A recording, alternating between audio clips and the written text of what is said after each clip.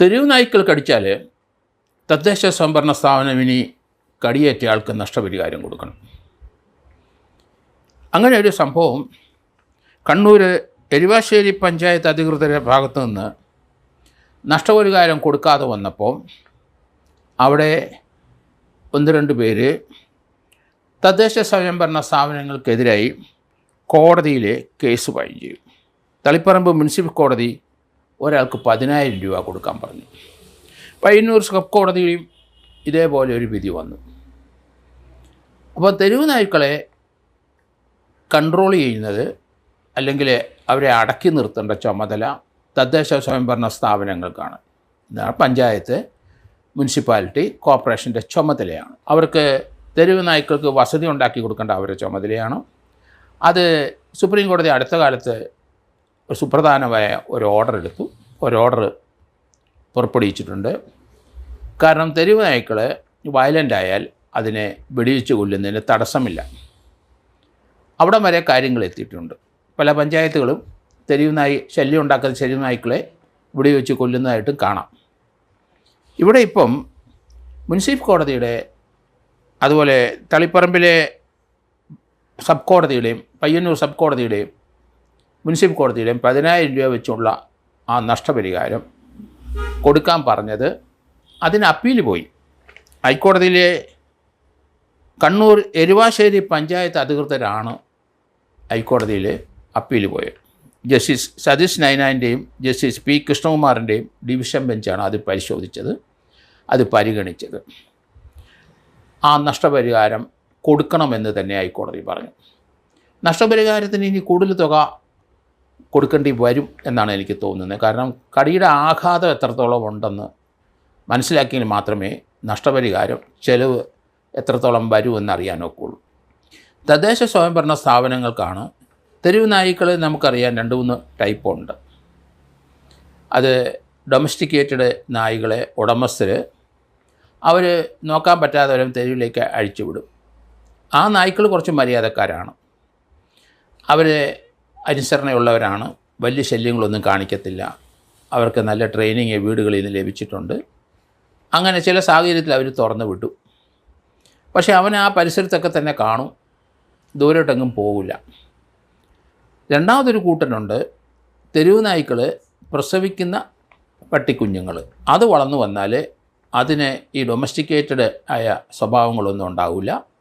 അത് വൈൽഡ് ആനിമൽസിൻ്റെ അല്ലെങ്കിൽ വൈൽഡ് നായ്ക്കളുടെ സ്വഭാവം തന്നെ കാണിക്കും. കാരണം അവരെ ആരും ട്രെയിൻ ചെയ്തിട്ടില്ല. ആഹാരം കിട്ടാൻ വേണ്ടിയിട്ട് കടിപിടി കൂട്ടും. ആഹാരം കിട്ടുന്നില്ലെങ്കിൽ മറ്റുള്ള ആൾക്കാരെ ചെറിയ ചെറിയ കുട്ടികളെയൊക്കെ ആക്രമിക്കും. അങ്ങനത്തെ സ്വഭാവം കാണിക്കുന്ന ആ വൈൽഡ് ഡോഗ്സാണ്. അവരെ വെടിവെച്ച് കൊല്ലുന്നതിന് തടസ്സമില്ല. സുപ്രീം കോടതി ഇന്ത്യയിലെ പല സംസ്ഥാനങ്ങൾ ഇതുപോലുള്ള പ്രശ്നങ്ങളുണ്ടായപ്പം ആ കാര്യത്തിൽ കൃത്യമായ ഒരു നിർദ്ദേശം മുന്നോട്ട് വച്ചിട്ടുണ്ട്. ഇതുപോലെ കൂട്ടം കൂടി നടക്കുന്ന ഈ പട്ടികൾ അല്ലെങ്കിൽ ഈ തെരുവ് നായ്ക്കൾ അത് കാട്ടിലെ ചെന്നായ്ക്കളുടെ സ്വഭാവം കാണിക്കും. നമുക്കറിയാം, കാട്ടിലെ കൂട്ടം കൂടി നടന്ന് ആ വനത്തിലുള്ള പട്ടികൾ അവർ പല വലിയ മൃഗങ്ങളെ വരെ ആക്രമിച്ച് കൊല്ലുന്നത് നമുക്കറിയാം. അത് നിരന്തരമായി അതിൻ്റെ പുറകെ ഓടിച്ച് വേട്ടയാടി അതിനെ മടുപ്പിച്ച് അതിനെ ചിലപ്പം വെള്ളത്തിൽ ചാടി ആ വെള്ളത്തിലേക്ക് ഈ പട്ടികളും ചാടി അങ്ങനെയുള്ള ആ ചെറിയ മൃഗങ്ങളെ ഇവർ ഭക്ഷിക്കുന്നത് നമ്മൾ കണ്ടിട്ടുണ്ട്. തെരുവ് നായ്ക്കൾ നമുക്കറിയാം, അത് ഇപ്പം കേരളത്തിലെ എല്ലാ ജില്ലകളിലും ഗ്രാമങ്ങളിലും തെരുവ് നായ്ക്കൾ ധാരാളമായി. ഇപ്പോൾ തിരുവനന്തപുരത്ത് തന്നെ അവർ ഒരു ഏരിയയിലുള്ള നായ്ക്കൾ അടുത്ത ഏരിയയിലുള്ള നായ്ക്കളുമായിട്ട് സ്ഥിരം കടിപിടി കൂട്ടുന്നതും കാണാം. ഇവിടെ നിരന്തരം നന്തൻകോട് ഞാൻ കാണുന്നത്, നന്തൻകോട് ജംഗ്ഷനിലുള്ള 8-10 ആരോഗ്യമുള്ള പട്ടികളുണ്ട്. രാത്രി ഒരു 1 മണി 2 മണിയാകുമ്പം അവർ വൈലോപ്പള്ളിയിലുള്ള ഒരു 5-6 പട്ടികളുണ്ട്. ഇവരുമായിട്ട് തെരുവ് യുദ്ധങ്ങളാണ്. രാത്രിയിലെ 1 മണി 2 മണി 3 മണിക്കൊക്കെ പരസ്പര യുദ്ധങ്ങൾ കാണാം. കുറേ എണ്ണത്തിന് അങ്ങോട്ട് ഓടിക്കും അവർ തിരിച്ചു വരും. അതിനകത്ത് ആരോഗ്യമുള്ളവരുമുണ്ട്, തീർത്ത് മോശം കണ്ടീഷനുള്ള പട്ടികളുമുണ്ട്. എങ്കിലും അങ്ങനെയുള്ള ഒരു യുദ്ധം നമുക്ക് കാണാം പല സ്ഥലങ്ങളിലും. തിരുവനന്തപുരം നഗരത്തിൽ മാത്രമല്ല, കൊച്ചിയിലും കോഴിക്കോടും തൃശ്ശൂരും ഒക്കെ നമ്മളിത് കാണുന്നുണ്ട്. കാരണം ഒരു കൂട്ടം നായ്ക്കൾ പറ്റം ചേർന്ന് മറ്റൊരു കൂട്ടം നായ്ക്കളെ ആക്രമിക്കുന്ന, അതൊക്കെ അക്രമ സ്വഭാവമുള്ള നായ്ക്കളാണ്. അങ്ങനെയുള്ളതിനെ പഞ്ചായത്ത് അധികൃതർ വെടിവെച്ച് കൊല്ലുന്നതാണ് നല്ലത്. അതിന് വലിയ തടസ്സങ്ങളൊന്നുമില്ല. അങ്ങനെയുള്ള പഞ്ചായത്തിലെ അവിടുത്തെ വെറ്റിനറി ഡോക്ടർമാരുണ്ടാവും. അവരെ കൊണ്ട് ഇതിനെ കാണിച്ച് ഐഡൻറ്റിഫൈ ചെയ്ത് അതിനെ മാർക്ക് ചെയ്ത് ആ വയലൻ്റായ പട്ടികളെ അല്ലെങ്കിൽ നായ്ക്കളെ വെടിവെച്ച് കൊല്ലുന്നതിന് തടസ്സങ്ങളൊന്നുമില്ല. ആ കാര്യത്തിൽ പേടിക്കേണ്ടതില്ല. കാരണം അതിന് ഉടമസ്ഥന്മാരാരുമില്ല. ഹൈക്കോടതി ഇപ്പം ജസ്റ്റിസ് സതീഷ് നയനാനും ജസ്റ്റിസ് കൃഷ്ണകുമാറും ആ രണ്ടുപേരുടെയും നിരീക്ഷണം വളരെ കൃത്യമാണ്. അവർ പറഞ്ഞ് നഷ്ടപരിഹാരം കൊടുക്കണം. കാരണം ഇവരെ ഈ തെരുവ് നായ്ക്കളെ ഒന്നെങ്കിൽ അവർക്ക് പ്രത്യേക വസതി ഉണ്ടായി സംരക്ഷിക്കേണ്ട ഉത്തരവാദിത്വം ഇവർക്കുണ്ട്, അല്ലെങ്കിൽ വയലൻ്റ് ആയതിനെ നശിപ്പിക്കേണ്ട ഉത്തരവാദിത്വം അവർക്കുണ്ട്. ഈ നായ്ക്കൾ സ്ഥിരമായിട്ട് ആൾക്കാരെ കടിക്കുന്നവരാണ്.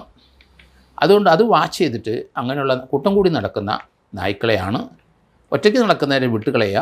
കൂട്ടം കൂടി നടക്കുന്ന നായ്ക്കളെ തീർച്ചയായിട്ടും അതിനെ വകവരുത്തേണ്ടതാണ് എന്ന് മനസ്സിലാക്കണം.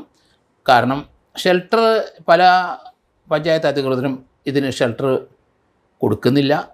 അത് ഷെൽട്ടർ വേണം, അത് പണച്ചെലവുള്ള കാര്യമാണ്. അതിന് വാസക്ടമി നടത്തേണ്ടി വരും. അങ്ങനെയുള്ള ജോലികൾ പഞ്ചായത്തുകാർ ചെയ്യേണ്ടതാണ്. അത് ചെയ്യുന്നില്ലെങ്കിൽ ഹൈക്കോടതി ഇതുപോലെയുള്ള നിരീക്ഷണങ്ങളുണ്ടാവും, സൗകര്യം കൊടുക്കണം. അതിന് പ്രത്യേക ഫണ്ടൊന്നും പഞ്ചായത്തിൽ ഇല്ല എന്നൊക്കെ ഇവർ ഹൈക്കോടതിയിൽ, കണ്ണൂർ എരുവാശ്ശേരി പഞ്ചായത്ത് അത് ഹൈക്കോടതിയിൽ പറഞ്ഞത് അതിനുള്ള ഫണ്ടൊന്നുമില്ല. ഫണ്ടുണ്ടാക്കണമല്ലോ. കാരണം ഫണ്ടിനി കൂടുതൽ അലോട്ട് ചെയ്യേണ്ടി വരും. പഞ്ചായത്തിൻ്റെ വരുമാനത്തിൽ നിന്ന് ഫണ്ടുണ്ടാക്കേണ്ടി വരും. കാരണം പല സ്ഥലങ്ങളിലും കേരളത്തിൽ നമ്മൾ കാണുന്നുണ്ട്, ധാരാളം ആൾക്കാരെ പട്ടികൾ കടിക്കുന്നുണ്ട്. കേരളത്തിൽ ഇതൊരു മെനൈസ് തന്നെയാണ്. കാരണം പല കൊച്ചുങ്ങളും നമ്മൾ കാണുന്നുണ്ട്, CCTV ദൃശ്യങ്ങൾ ഓടി പല വീടിനകത്ത് കയറി രക്ഷപ്പെടുന്നത് നമ്മൾ കണ്ടിട്ടുണ്ട്. ചെറിയ കുട്ടികളെ പ്രത്യേകിച്ച് ഒറ്റയ്ക്ക് വീടിൻ്റെ മുൻവശത്ത് തിണ്ണയിൽ ഇരുന്ന് കഴിഞ്ഞാൽ ഇവർ 5-6 നായ്ക്കൾ അതിനെ ആക്രമിക്കുന്ന കാഴ്ച നമ്മൾ കാണുന്നുണ്ട്. പല കൊച്ചുങ്ങൾക്കും തലയിലും കഴുത്തിലും ഒക്കെ പരിക്കേറ്റിട്ടുണ്ട്. അതുകൊണ്ട് മനുഷ്യരെ ആക്രമിക്കുന്ന നായ്ക്കൾ അതിനെ വകവരുത്തിയേ പറ്റുള്ളൂ, അല്ലാതെ വേറെ ഒരു മാർഗവുമില്ല. 10-20 ലക്ഷത്തോളം നായ്ക്കൾ കേരളത്തിലുണ്ടെന്നാണ്, തെരുവ് നായ്ക്കളുണ്ടെന്നാണ് ഇപ്പം ഏകദേശം ഒരു കണക്ക് വരുന്നത്. അങ്ങനെയാണ്. അതുകൊണ്ട് തദ്ദേശ സ്വയംഭരണ സ്ഥാപനവും മുനിസിപ്പാലിറ്റിയും കോർപ്പറേഷനും ഇക്കാര്യത്തിൽ അതീവ ശ്രദ്ധ വേണം. അതാത് വാർഡിലുള്ള പഞ്ചായത്ത് മെമ്പർമാർ അവരുടെ ഏരിയയിൽ എത്ര നായ്ക്കളുണ്ട് അതിന് കണക്കെടുക്കണം. അതിനത് കൂടുതലുണ്ടെങ്കിൽ അവനെ വെടിവെച്ച് കൊല്ലണം. അതാണ് അതിനൊരു മാർഗ്ഗമുള്ളൂ. കാരണം കൂട്ടം കൂടി നടക്കുന്ന ഈ നായ്ക്കൾ ഏത് സമയവും വയലൻ്റ് ആകും. അതുകൊണ്ട് അതിന് പേടിക്കേണ്ട, നിയമപരമായ സംരക്ഷണം നിങ്ങൾക്ക് ലഭിക്കും. സുപ്രീം കോടതി അത് പറഞ്ഞും കഴിഞ്ഞു. പഞ്ചായത്ത് അത് പാസ്സാക്കി കഴിഞ്ഞാൽ മതി. അതിന് വെറ്റിനറി ഡോക്ടർമാരെ ഒന്ന് ആ കാര്യത്തിലൊരു ഉപദേശം സ്വീകരിക്കണം, നല്ലതാണ്. കാരണം മറ്റ് പ്രോസിക്യൂഷനൊന്നും ഉണ്ടാകില്ല എന്ന് തന്നെയാണ് ഞാൻ കരുതുന്നത്.